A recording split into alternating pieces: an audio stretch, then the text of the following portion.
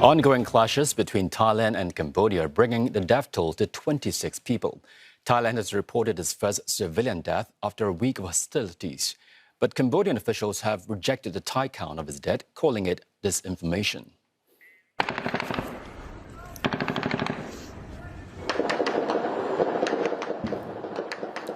A curfew has been put in place across 5 districts in Thailand's southeastern Trat province. The country's defense ministry says the move is in response to reported attacks from Cambodian troops. The bodies of 4 out of 15 Thai soldiers killed have been returned to their families. Meanwhile, Cambodia has set up more than 100 evacuation centers across 6 provinces. The country has shut all border crossings of Thailand until further notice. More than 500,000 people have been displaced on both sides. Let's cross over now to CNA correspondent Saksith Saiyasombut joining us from Surin province in Thailand and senior correspondent Leong from Oddar Meanchey province in Cambodia. Saksith, let's start with you. What's the situation at the border where you are? Now, we are going into the 7th day, or rather the end of the 7th day of intense fighting at the Thai-Cambodian border that has seen a lot of damages and also a lot of victims. And Thailand has recorded now its first civilian casualty, its first civilian death after a rocket strike hit a residential area actually in Saksith province, in the province next from where we are. And even though there has been large-scale evacuations of the population for this entire week, hundreds of thousands of people on both sides of the border evacuated, hunkering down in emergency shelters. But there are still some people that have chosen to stay behind, either because they are afraid of their properties and of their houses, either or for other reasons where they couldn't, and this was one of those cases.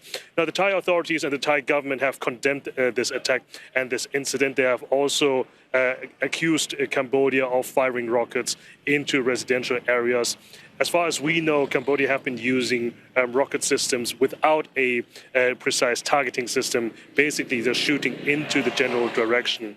And we have been at the border, or as close as we were able to be in a safe way to the border, no more than 30 kilometers. And we were able to hear sounds of rockets firing into Cambodia and Thais responding with artillery fire. We could hear the thumping sounds of explosive on either sides of the border. So it gives you an idea that how intense the fighting is still going on.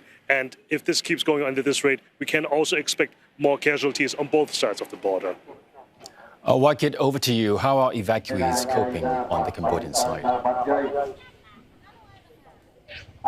Well, there's a sense of a higher level of worry this time around compared to in July. And I say this simply because when I was in Siem Reap airport, I took a 2 to 3 hour drive to Oddar Meanchey where I'm at. And along the way, I noticed that there are more new makeshift campsites that are very close, closer to the city that weren't there before in July. And this gives you a sense of just how many more people are evacuating and how far away people want to be away from these fighting areas. In fact, earlier I was speaking with a local authority and he told me that on December 9, they had to evacuate about 10,000 displaced people from one campsite to another because bombs had dropped too close for their comfort. They were back then about 40 kilometers away from those fighting areas and they moved some 20 kilometers further in.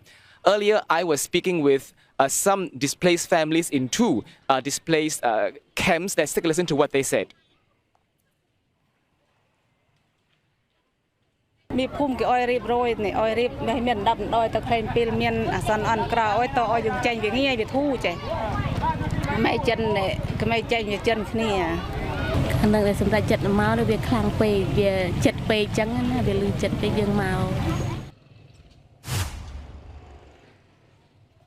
Now, another family told me that the main difference between staying in the relief camp back in July and now is that right now they're more concerned, they're more worried because in their words, they said that it appears that more civilian areas are being targeted this round. Now, Saksith, to what extent does the ongoing conflict influence Thailand's election timeline and the government's capacity to respond? Now let's take a step back here. Last week, very much anticipated, but also the timing a little bit was a surprise. Prime Minister Anutin Charnvirakul decided to dissolve Parliament and trigger an even earlier snap elections than he was supposed to do. We are going to the polls in early February, and that is despite the situation that we have on the border still ongoing. Of course, there are a lot of people asking whether or not there's a link between the two issues here. And there's also the worry whether or not elections can be held across the nation all at the same time, as it is mandated by the Constitution of Thailand. Now, we ran into Deputy Prime Minister Sompon Saran here at an evacuation center in Surin province, and we posed that question to him, and this is his answer.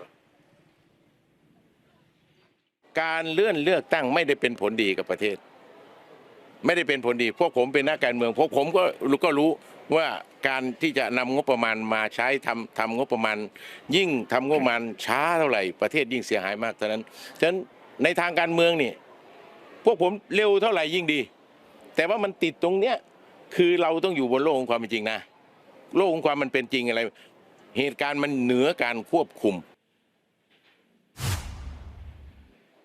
Now, the question here is, what is Thailand's end game here? We are seeing a government and a prime minister that is a lot more determined to continue its military operations, despite the interventions by U.S. President Donald Trump, despite the interventions by Malaysian Prime Minister Anwar Ibrahim. They will continue these military operations, in their words, until the security and national integrity of Thailand is no longer under threat by Cambodia. Now, some people and some observers are wondering whether or not Mr. Anutin is using nationalist sentiments in order to get a boost in the upcoming election. Center talking to people, that he has also insisted that there are also good Cambodian citizens on the other side of the border as well, so that Thais shouldn't be targeting Cambodian people. Now, Waikit, Prime Minister Hun Manet has praised Cambodians for staying united. What does that tell us about the government's approach to the conflict? Yeah, generally, Cambodians are very patriotic and they're resilient and band together, especially in times of crises. And I say this because I've been keeping track of developments and speaking with many people since July. So the fact that these words come from the very top man in Cambodia would in some way give comfort to people on the ground. But for Mr. Hun Manet, his actions speak louder than words, because when I popped by the relief centers earlier at Oddar Meanchey, people were giving out relief items, and I was told that those items came from Mr. Hun Manet himself. And this is extremely timely because in July, there was a lot of ground-up initiatives. People from Phnom Penh would just pick up supplies, gather goods and drive all the way to the border areas to give people who need them. But this time round, I'm told that the level of enthusiasm is not as high because as we speak, fighting is still ongoing at the border areas. So safety and security is one major consideration for these volunteers.